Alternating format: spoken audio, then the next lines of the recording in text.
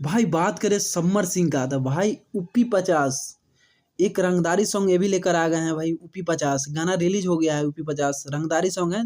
जिस तरह माहौल बदले जब खेसारी लाल का था, उससे भी बेहतर काम करने की कोशिश किए हैं समर सिंह। इनका भी गाना रिलीज हो गया यूपी 50।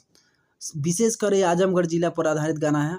और दूसरा गाना रिलीज हुआ है उनका दूध के फैक्ट्री 2। भाई दूध के फैक्ट्री 1 गाना देखे थे ना, उससे भी बेहतर गाना दूध के फैक्ट्री 2।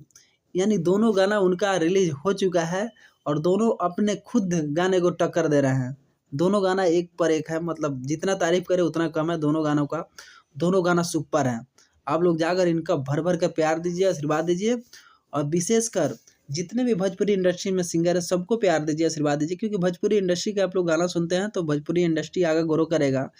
ये नहीं जाति प्रथा विशेष गाना नहीं है, बहुत अच्छा गाना है। ये नहीं कि समर सिंह का गाना है तो अहिरान नहीं सुनेंगे, पंडितान नहीं सुनेंगे, सब कोई सुनिए, प्यार दीजिए।